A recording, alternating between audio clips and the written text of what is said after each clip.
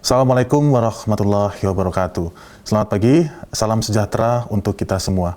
Perkenalkan, saya Fajar Dwi Putra, dosen tetap pada program studi S1 Ilmu Komunikasi, Fakultas Sastra Budaya dan Komunikasi, Universitas Ahmad Dahlan. Pada kesempatan kali ini, saya akan menyampaikan informasi mengenai salah satu mata kuliah yang saya ampu, yaitu jurnalistik. Mata kuliah ini merupakan mata kuliah wajib yang disampaikan melalui metode pembelajaran tatap muka dan diskusi. Video ini disusun sebagai bagian dari pemenuhan syarat dalam proses sertifikasi dosen, khususnya sebagai bentuk pernyataan diri dalam pelaksanaan Tridharma Perguruan Tinggi, bidang pengajaran. Mata kuliah jurnalistik memiliki beban 2 SKS teori. Mata kuliah ini diperuntukkan bagi mahasiswa semester 2 program studi ilmu komunikasi dengan menggunakan bahasa Indonesia sebagai bahasa pengantar dalam pembelajaran. Tujuan utama dari mata kuliah ini adalah untuk memberikan wawasan kepada mahasiswa dengan pemahaman konseptual dan keterampilan aplikatif dalam bidang jurnalistik, khususnya jurnalistik forensik. Materi yang akan dibahas dalam mata kuliah ini mencakup berbagai topik, mulai dari pengenalan apa itu jurnalisme forensik hingga metode baru dalam pengungkapan kebenaran pesan yang disebut dengan otopsi pesan. Beberapa capaian pembelajaran yang ditargetkan antara lain mahasiswa mampu menunjukkan prinsip dasar dan ruang lingkup jurnalistik yang terdapat pada CPMK 1. Kemudian mampu menunjukkan teknik pengumpulan dan penulisan berita. Kemudian mampu menunjukkan struktur dan aturan kelembagaan kewartawanan, sedangkan untuk sub CPMK 1 bertujuan untuk menunjukkan sejarah jurnalistik Indonesia dan dunia. Kemudian mahasiswa mampu memahami ragam bahasa jurnalistik dan nilai berita pada sub CPMK 2. Selanjutnya, mahasiswa mampu mempraktekkan teknik wawancara, teknik reportase, dan penulisan berita pada sub CPMK 3 yang nantinya akan diberikan materi tambahan tentang jurnalisme forensik. Berikutnya, pada sub CPMK 5, mahasiswa memahami jenis-jenis berita TV ada pada sub CPMK 4, dan yang terakhir adalah mahasiswa mampu menerapkan prinsip reportase berita TV. Referensi utama yang digunakan dalam mata kuliah ini meliputi buku teks, jurnal ilmiah, dan modul pembelajaran yang relevan. Mahasiswa juga dianjurkan untuk melakukan pengayaan mandiri melalui sumber-sumber akademik lain yang tersedia dan bentuk digital maupun cetak.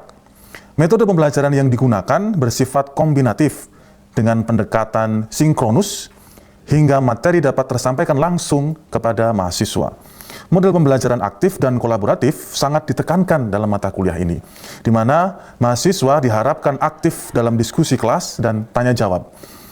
Evaluasi pembelajaran dilakukan secara bertahap melalui berbagai instrumen seperti ujian tengah semester, ujian akhir semester, tugas individu dan kelompok, diskusi, serta presentasi. Penilaian terhadap capaian belajar mahasiswa dilakukan secara objektif melalui asesmen formatif maupun sumatif, termasuk penilaian partisipasi, keterampilan praktek, dan kemampuan analisis. Proses pembelajaran dilaksanakan selama 14 pertemuan dengan rincian kegiatan yang dirancang untuk membangun pemahaman yang progresif dan aplikatif. Adapun komposisi bobot penilaian meliputi kehadiran 10%, tugas 20%, UTS 30%, UAS 40% dengan total bobot sebesar 100%. Demikian gambaran umum mengenai mata kuliah jurnalistik yang saya ampu. Selanjutnya, mari kita simak bersama cuplikan dari proses pembelajaran yang telah saya lakukan di dalam kelas. Selamat menyaksikan. Assalamualaikum warahmatullahi wabarakatuh. Baik, bismillahirrahmanirrahim. Assalamualaikum warahmatullahi wabarakatuh. Waalaikumsalam warahmatullahi wabarakatuh. Selamat pagi rekan-rekan. Gimana? Hari ini kita akan meneruskan mata kuliah yang kemarin. Jadi minggu lalu kita bicara soal jurnalistik. Jadi sekarang kita akan memperdalam konsep jurnalistik yang kemungkinan besar itu baru pertama kali di Indonesia, yaitu mengenai konsep jurnalisme forensik. Sekarang sebelum masuk ke materi, ada yang pernah tahu forensik itu apa? Ya. Forensik setahu saya itu kayak ada di penyidik gitu. Penyidik ya. Jadi forensik itu lebih kepada semacam konsep medis untuk meneliti mengenai mayat. Tetapi itu saya gabungkan dengan konsep jurnalistik. Jadi ini lanjutan dari jurnalistik investigasi. Baik, sekarang kita mulai tentang konsep yang pertama. Ini saya ambil dari referensi ini. Jadi ada referensinya, ada sumbernya. Kemudian yang kedua adalah pengalaman saya, ya, selama 12 tahun lebih jadi wartawan sampai hari ini, jadi buku ini saya gabungkan. Yang pertama soal komunikasi investigasi, ya, kemudian soal testimoni dari narasumber dan korban-korban kejahatan pesan terutama. Kemudian tentang analisis semacam bagaimana cara menjadi semacam intelijen menggunakan metode jurnalistik forensik. Nah, saya ingin rekan-rekan fokus pada yang warna hijau dulu. Jadi ini metode pembelajaran saya mencoba menggabungkan warna. Jadi ya, dari metodologi itu semacam cara, kemudian digabungkan dengan presisi berdasarkan bukti forensik. Jadi bukti itu adalah kecocokan antara dua fakta, itu bukti. Kemudian forensik itu adalah metode tadi. Jadi kalau ada kalimat bukti forensik, itu artinya mencocokkan dengan bukti satu dengan bukti yang lain. Bisa diikuti ya? Ya. Nah, nanti ada video. Tugas kita hari ini adalah menganalisis sedikit demi sedikit untuk menemukan fakta-fakta yang tersembunyi. Jadi fokus dari jurnalistik forensik adalah menemukan fakta yang tersembunyi. Pertama kali kita masuk ke dalam langkah pertama, yaitu mengenai pertanyaan. Kalau kamu punya pacar misalnya, kemudian pacarnya hilang, ya, itu akan ditanyakan menggunakan metode forensik jurnalistik bisa. Apa yang ditanyakan?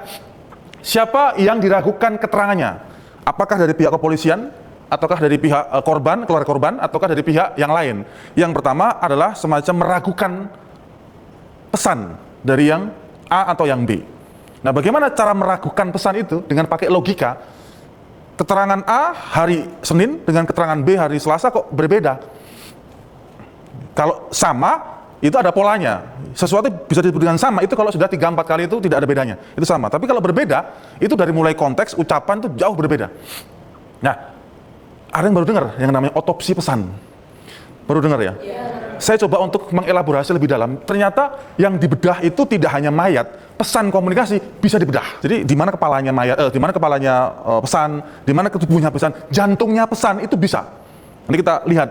Jadi rekan-rekan mahasiswa setelah ini mengerti bahwa kalau lihat berita, lihat produk jurnalistik, ini bohong, ini jujur dan segala macam. Itu hanya dari kalimat-kalimat bentuk percakapan. Kita deskripsikan dulu secara umum bahwa langkah-langkahnya ada 5. Yang pertama tadi itu wajib. Bisa nggak Pak itu kita putar ulang atau kita balik nomor 2 dari nomor 1? Tidak bisa. Karena secara teoritis itu yang pertama kali adalah menanyakan siapa keterangannya yang paling diragukan. Bukan menanyakan bukti, tapi bukti bisa direkayasa, tapi siapa yang paling diragukan. Nah, kemudian saudara kumpulkan bukti dari berbagai macam sumber. Sumber di sini adalah kepolisian, kemudian kejaksaan, kemudian masyarakat, kemudian media. Nah, fokus kita ada di media. Rekan-rekan sudah belajar kan, media itu banyak yang clickbait, banyak yang pesannya itu tidak berkesan. Jadi bukti dari berapa media, minimal 10 media, ya, kok medianya beda-beda keterangannya. Itu sumber pertama. Kan di media ada kutipan-kutipan wawancara itu kan. Media A kasusnya sama ya, kasusnya misal kasus X, kok media A begini, media B kok beda-beda, orangnya sama sumbernya. Jadi narasumber itu artinya nara itu pengetahuan, sumber itu sumber. Jadi narasumber adalah sumber pengetahuan. Kok berbeda? Ada nggak beres berarti. Oke. Yang berikutnya adalah soal otopsi pesan. Nah, ini yang tadi saya bilang otopsi pesan. Saya coba gambarkan ya. Satu konsep yang disebut dengan otopsi pesan. Jadi di mana kepalanya,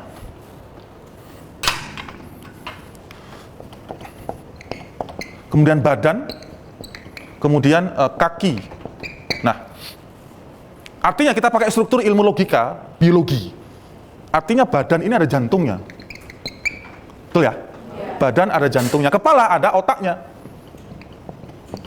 Kemudian kaki adalah semacam informasi tambahan. Saya pakai analogi sederhana aja. Kalau rekan-rekan mahasiswa itu melihat kepala manusia yang isinya otak atau semua kejahatan itu bersumber dari jantung, kaki atau otak kira-kira. Nah, Anda sudah pintar untuk menjelaskan kenapa kejahatan terjadi. Berarti otaknya. Apa itu? Sumber pertama kali. Itu dulu deh, nanti kita lanjutkan lagi. Yang kedua, jantung. Apa fungsi jantung? Memompa darah. Artinya, ada sesuatu yang memompa, yaitu sumber kedua. Dan yang ketiga adalah sumber ketiga. Siapa mereka? Konteksnya misalnya kejahatan pembunuhan misalnya. Pembunuhan. Berarti, langkah pertama untuk melakukan autopsi pesan adalah mencari tahu siapa orang pertama yang ngomong. Katakanlah si A. A bicara. Ketika sudah bicara, sampaikan apakah keterangan si A diragukan atau tidak. Dari mana? Membandingkan media dengan media yang lain. Nangkap ya, maksudku ya. Nah, ini ilmu untuk semacam menyimpulkan dari fakta pertama, apakah benar sumber pertama itu ngomongnya runtut, jelas, dan tidak berbeda. Kalau selama 10 media itu dia ngomongnya lurus terus, berarti dia fakta pertama. Artinya dia orang pertama harus dikejar. Karena ada kemungkinan orang ini tahu, full. Pak, kalau dia tidak tahu bagaimana? Kejar juga, karena keterangannya berbeda-beda. Berarti ada yang disembunyikan di situ. Jadi sumber pertama adalah orang yang paling gelisah. Dia jujur dikejar, bohong dikejar juga. Artinya ini orang mengetahui betul nih. Siapapun itu. Nangkap ya maksudku ya. Setelah itu adalah sumber kedua. Nah, sumber kedua di sini adalah ada psikologisnya. Ada hubungan apa sumber pertama dengan sumber kedua? Saudara, adik, segala macam. Kalau hubungannya itu dekat, berarti sumber kedua bisa menjadi sumber pertama. Siapa tahu sumber pertama dan sumber kedua adalah orang yang sama. Apa buktinya? Bisa saja satu orang, tapi dua nama. Di Islam anonim ya? Punya banyak nama ya. Dia punya media A, macam-macam tuh. Orangnya sama. Ya. Ini terjadi pada beberapa kasus. Kalau Anda mengikuti kasusnya Jessica Kumala Wongso itu, kan ada berbagai macam nama, orangnya hampir sama, gitu kan. Kemudian di kasus yang beberapa di Jogja juga ada kasus tentang korupsi segala macam. Nah, setelah itu badan berarti artinya apa? Menurut kalian otak ini sama jantung ini lebih penting mana? Logikanya kalau misalnya jantung nggak membawa dengan baik, otaknya menjadi kosong, nggak bisa berpikir. Kok nggak ada otaknya juga, berarti jantungnya juga kosong juga. Jadi orang ini pasti dia berpartner. Artinya pesan yang ada di dalam sumber pertama dan sumber kedua itu pasti berurutan. Pasti itu. Nangkap ya maksudku? Artinya kalau misalnya Anda mencurigai A, pasti harus mencurigai B. Jadi apakah A itu adalah sebagian dari B? Bisa saja. Dalam istilah filosofi namanya pras pro toto. Sebagian mewakili keseluruhan. Kalau Anda menangkap yang sumber pertama, tidak mungkin tidak menangkap yang sumber kedua. Karena logikanya nggak mungkin ini tidak berkaitan. Kalau misalnya sumber pertama tidak ngasih tahu sumber kedua, berarti Anda yang sumber pertama menutup-nutupi informasi. Anda jahat. Tidak boleh. Nangkap ya? Baru ada pendukung yang ketiga, sumber yang terakhir. Nah, ini bisa tidak berhubungan langsung dengan sumber satu dan sumber kedua. Nangkap ya? Maksudku ya? Jadi kalau Anda nanti misalnya kerja di dunia perindustrian, itu kalau ada korupsi, ada tindak kejahatan pesan, lakukan yang pertama kali, sumber pertama dan sumber kedua, pasti itu berhubungan. Kalau dua orang, tangkap dua-duanya. Kalau satu orang, berarti Anda sudah memanipulasi identitas. Pemalsuan juga dokumen. Tidak boleh juga. Jadi inilah yang disebut dengan ekspresi dari sosial di komunikasi adalah Anda bisa membaca pesan. Kok itu tidak sama Pak pesannya? Nah itu yang menjadi pertanyaan kan. Kayak saya lanjutkan lagi. Yang ketiga adalah, yang keempat adalah verifikasi dengan membandingkan bukti secara silang. Bukti mana nih? Bukti dari sumber pertama, kedua dan ketiga disilangkan secara terpisah, jangan dua-duanya bareng, tidak. A, sumber pertama Senin, sumber kedua Selasa, sumber ketiga Rabu. Sama nggak kalimatnya? Sama nggak buktinya? Kalau sama, berarti mereka bersekongkol. Melakukan tindak kejahatan pesan. Jadi tujuan kita adalah untuk mencapai namanya keadilan pesan. Pesan yang bagus adalah ada namanya kesan. Jadi ini P personal, K keseluruhan, pesan. Jadi Anda mempunyai pesan, itu harus punya kesan. Pesan adalah personal, kesan adalah keseluruhan. Kelima, soal rekonstruksi. Apa maksudnya rekonstruksi? Sumber pertama, sumber kedua, sumber ketiga suruh menceritakan awal mula dia bisa kenal dengan kasus itu. Kalau runtutannya itu masuk akal, berarti rekonstruksinya betul. Gimana caranya? Dengan menanyakan, apa kata kuncinya? Bagaimana? Hindari apa? Ini namanya leading question. Leading question adalah pertanyaan yang menjebak. Hindari itu. Jadi kalau Anda nanti misalnya kerja dan melakukan investigasi kasus, hindari leading question. Gunakan namanya open question. Bagaimana ceritanya Anda bisa pada lokasi itu? Sedangkan, nah, berarti ada dua preposisi di sini. Ya. Preposisi pertama adalah bagaimana bisa A ada di lokasi B, sedangkan posisi B tidak ada. Maka berarti A berbohong. Misalnya, saya malam itu masuk ke rumahnya Nana. Nana nggak ada. Berarti Anda pencuri. Ya, belum tentu. Loh, kalau saya suaminya nggak masalah, tapi saya bukan suaminya Nana. Berarti Anda pencuri. Kalau Anda pencuri, berarti Anda masuk rumah tanpa izin. Anda bohong, Anda jahat. Ya, kalau saya kakaknya Nana pun tidak semudah memasuki kamar dia, begitu ya Nak ya. Tetapi saya bukan siapa-siapanya Nana. Berarti bohong saya. Nangkap ya maksudku ya. Nah, kemudian rekonstruksi itu konstruksi artinya membangun, re itu adalah mengulang. Ya kan? Nah, artinya apa? Dalam kondisi seperti ini kita bisa lihat. Mana tadi? Kita lihat video nih.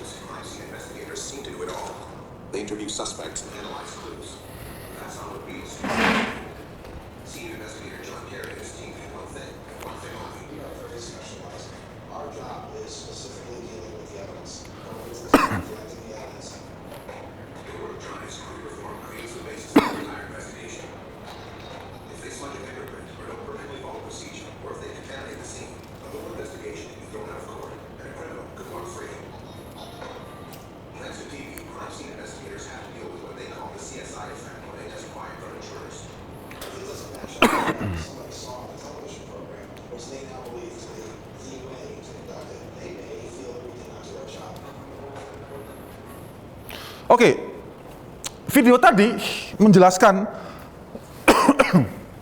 kesimpulan. Kira-kira kan, kira-kira tadi apa yang dicari itu? Yes, bukti. Untuk? Hah? Untuk mendapatkan informasi pertama, belum kebenaran ya. Kebenaran bisa terungkap ketika sudah bukti-bukti direntetkan, dijadikan satu. Kesimpulan adalah, oh ini benar pesannya. Jadi langkah pertama tadi adalah seorang polisi, detektif, menyelidiki adalah kamarnya, kemudian sidik jarinya. Ya, sekarang perbedaannya apa? Apa bedanya Pak? Investigasi jurnalistik dengan polisi. Ada bisa bedanya apa?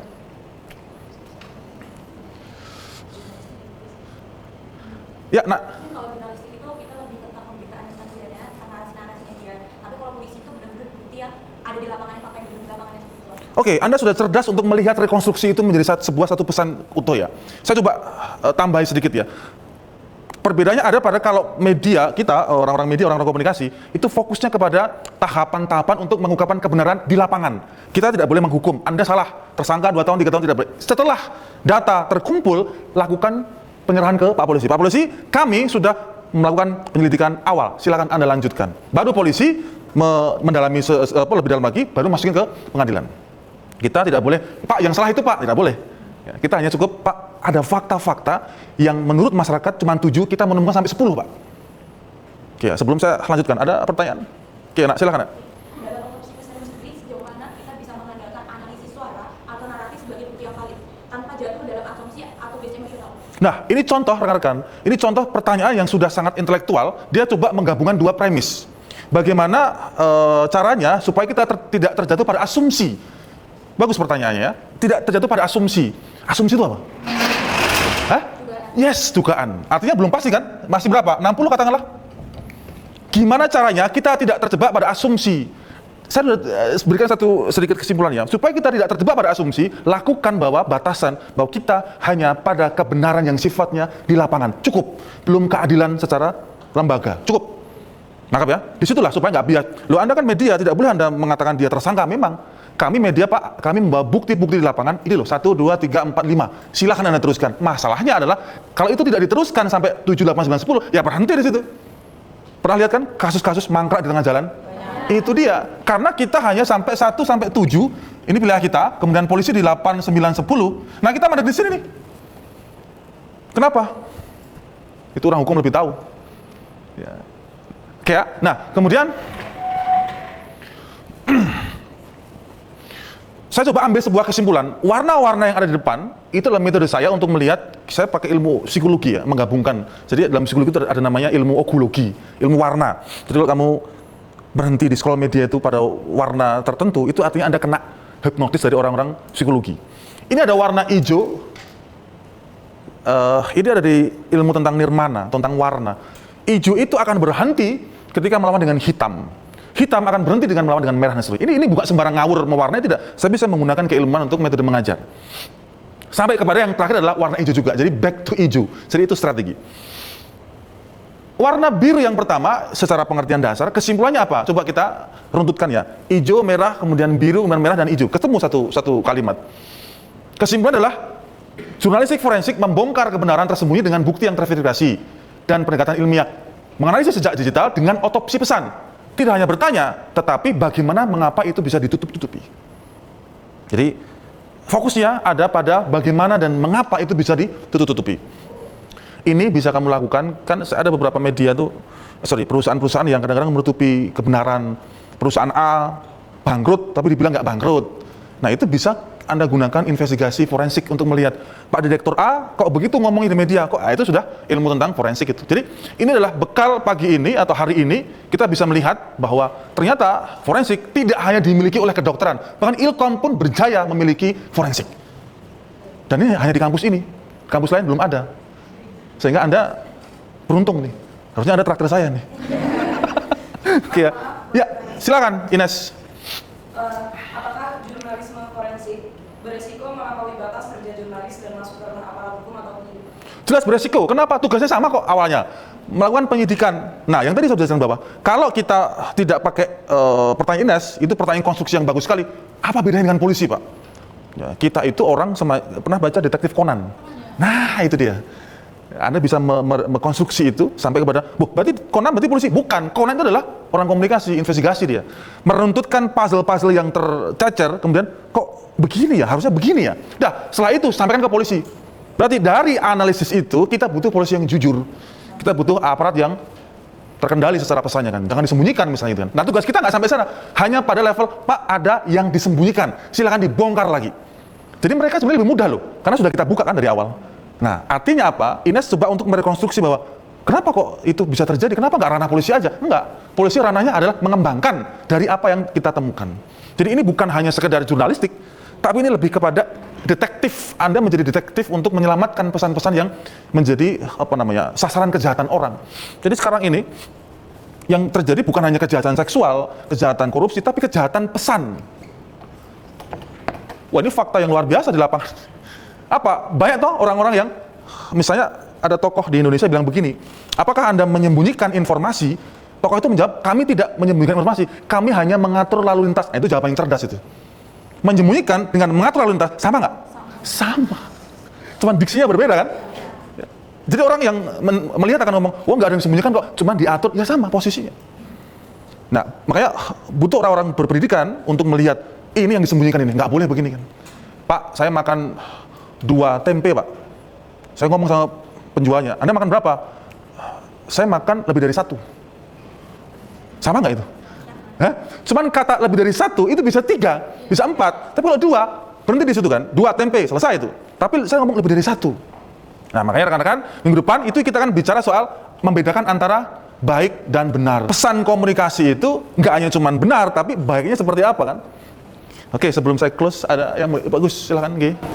Tadi kan disebutkan bahwa kita tuh harus mencari beberapa sumber ya. Nah, bagaimana ketika misalnya ada salah satu sumber yang dia tuh menyatakan statement A gitu. Nah, tapi beberapa media itu tuh melakukan perbedaan interpretasi dari saat itu sih Pak. Jadi nanti ketika dia itu diberikan dalam sebuah tulisan itu akan terjadi perbedaan karena interpretasinya benar kan berbeda ya. Nah, itu nanti akhirnya itu bagaimana supaya jurnalisme forensik ini mengurangi bahaya sendiri Pak? Bagaimana itu apakah nanti juga meneliti media itu sendiri atau bagaimana? Oke, bagus. Coding teks namanya tuh. Gimana caranya? Kalau ada A mengatakan itu biru, B mengatakan itu adalah bahkan mungkin kontras ya, merah. Beda kan persepsi kita? Padahal kita mengatakan sumber yang sama. Barangnya adalah X. Ini sama warnanya. Kita bilang ini biru. Yang benar biru, X itu. Tetapi ketika si A ngomong biru, betul. Nah, ketika si B ngomong merah, ada 2 faktor. Bisa B kacamatanya merah, atau B dipengaruhi oleh C kecil yang bisa membuat B ngomong biru jadi merah. Nangkap ya? Nah, gimana cara meredakan itu? Kumpulkan A dan B, ambil pakar namanya, kemudian lakukan persamaan persepsi. G, ini yang sering lolos, tidak dilakukan. Sehingga media mengatakan X biru tapi menyebutnya merah. Nyebarlah itu. Ada semacam kesepakatan sosial yang mengatakan biru ya biru, tapi ada faktor C, bahkan D kecil, E kecil, yang menyebabkan 3 faktor ini membuat B tekanan psikologis. Kalau saya nggak bilang merah, sepertinya saya mau dipecat ini. Jadi saya harus mengatakan itu biru itu merah. Daripada A, B, C, mendingan saya bohong. Yang terjadi nggak disaring, sehingga masyarakat menerima pesannya adalah merah. Jadi gimana? Kumpulkan, kasih pakar, lakukan persamaan persepsi. Clear itu di situ. Gitu ya, bagus pertanyaannya. Ada lagi? Baik, rekan-rekan, kesimpulannya apa? Ini bukan keilmuan yang sederhana, ini membutuhkan analisis kritis untuk melihat di mana letak kesalahan orang, sehingga pesan-pesan itu bisa nyampe ke masyarakat dengan betul. Artinya apa? Saya ingin Anda fokus ke kalimat yang warna merah. Tidak hanya bertanya apa itu artinya cuma satu jawaban. Apakah kemarin kamu makan? Apa jawabannya? Pasti iya. Tidak mungkin tidak iya. Tapi kalau bagaimana prosesmu kemarin makan soto? Oh, macam-macam tuh, ada yang naik sepeda motor, ada yang macam-macam kan. Nah, bagaimana menunjukkan 3 elemen penting? Apa itu? 1, konstruksi logika di situ. Yang kedua adalah proses dia mencerna pesan. Yang ketiga, kesimpulan. Coba saya tanya, Azizah, bagaimana prosesmu mendaftar di kampus ini? Melalui informasi dulu. 1, oke. Mikir nggak? Oh, kampus X ini begini. Yes. Nah, Dengan kampus yang ya. lain, kenapa saya bisa memilih kampus ini? Iya. Karena ada produksi dulu, Yes. saya ada ketertarikan, kemudian saya melihat persyaratan yang dibutuhkan apa, sampai saya ada action untuk akhirnya saya mendaftar lewat jalur tersebut. oke, saya balik pertanyaannya. Apakah kamu daftar kampus ini? Iya. Ada jawaban lain? Ya. Nah, itu disebut dengan, kalau dalam psikologi komunikasi namanya konvergen dan divergen. Konvergen itu satu pertanyaan itu satu jawaban. Sekarang, siapa presiden pertama Republik Indonesia? Apa ada jawaban lain? Tidak ada. Tapi kalau saya bilang, siapa Soekarno? Satu bisa, bapaknya Megawati bisa, bapak proklamator bisa, bosnya Bung Hatta bisa, 4 jawaban minimal. Jadi kalau Anda ingin mengerti keilmuan ini, rubah dari konvergen menjadi divergen. Siapa Azizah? Ya, dia seorang mahasiswi, iya. Tapi kalau kalimatnya siapa presiden pertama, tidak mungkin ada jawaban lain. Nah, yang menjadi berhenti adalah banyak media massa itu tidak pakai divergen. Ini ciri-ciri orang kreatif, ini cerdas. Kalau cerdas cuma 1, 2 tambah 2 berapa? Pasti 4, nggak mungkin ada jawaban lain, pasti konvergen. Tapi kalau kita ada di 4, nggak harus 2 tambah 2. Macam-macam. Kan 100 bagi 25, ya 4. Macam-macam jawabannya. Artinya, kita kadang terjebak pada dimensi yang disebut dengan apa yang terjadi. Ini ada kerumunan di satu wilayah, orang naik mobil lewat. Apa kira-kira pertanyaannya? Nah, itu dia. Ada apa ya? Kalau orang komunikasi nggak gitu, kenapa mereka ngumpul di situ? Artinya kita riset ke belakang, terjadi, oh ternyata ada A, B, C, faktor-faktor tertentu yang membuat mereka ke situ kan. Nah, coba kita ambil satu kesimpulan kecil lah. Kira-kira kalau yang terjadi di masyarakat, yang dimana di masyarakat kita, itu dia melihat media sebagai apa? Sebagai penyampai pesan atau sebagai sumber informasi. Menurutmu yang mana? Yang paling sering digunakan? Hah? Penyampai pesan kan? Atau sumber informasi? Penyampai pesan. Pesannya nyampe nggak? Kenapa? Karena ada ini konsep B tadi yang buat merah jadi biru tadi. Apalagi sekarang ada namanya medsos, media sosial. Pertanyaannya apa? Sesosial apa media sosial itu? Apa jawabannya? Hah? Kalau sejauh mana kamu belajar? Oh, saya belajar 2-3 jam Pak setiap hari. Oke, tapi sosial apa media sosial? Sosial, seorang pengguna media sosial mengatakan saya sosial tuh. Apa namanya? Kalau dia semakin upload gambar dia semakin banyak, berarti dia sosial. Sekarang kan ukurannya bukan kepada siapa yang pintar, tapi siapa yang dapat like dan subscribe terbanyak, itu jadikan contoh. Itu yang keliru. Buktinya apa? Hafiz Quran, like-nya 3. Tapi yang berbau kejahatan, like-nya ribuan itu. Tadi pagi saya lihat berita itu, ada seorang siswi mendapatkan beasiswa dari SMA 8 yang like 17 atau 18 itu. Tapi yang terjadi di Merapi Undercover yang semalam itu 2000. Yang Shopee itu kan, 2000 sekian like tuh. Gimana nih prosesnya kan? Itu yang terjadi sekarang karena media sosial itu menciptakan namanya algoritma. Kita bukan sebagai kita, tapi kita sebagai pitanya sosial. Kita disuruh merekam, bukan kita merekam, tapi kita alat rekamnya itu. Nangkap maksudku? Jadi, itu kan orang yang kemarin like-nya banyak, luar biasa ya. Tapi bukan, itu orang yang pinter ya, yang dapat beasiswa, yang dapat tidak. Nggak begitu sekarang. Ukurannya adalah berapa subscribermu? 100 Pak, kalah. Saya udah 1000 sekian macam-macam. Oke ya, rekan-rekan ya, saya cukup ya. Jadi hari ini kita belajar soal jurnalistik forensik. Minggu depan itu kita akan singgung apa yang disebut dengan namanya proses autopsi pesan, tapi untuk kasus-kasus yang sifatnya laten, tersembunyi. Gitu ya. Jadi sampai ketemu minggu depan. Terima kasih ya. Mohon maaf kalau ada salah-salah kata. Assalamualaikum warahmatullahi wabarakatuh. Selamat pagi.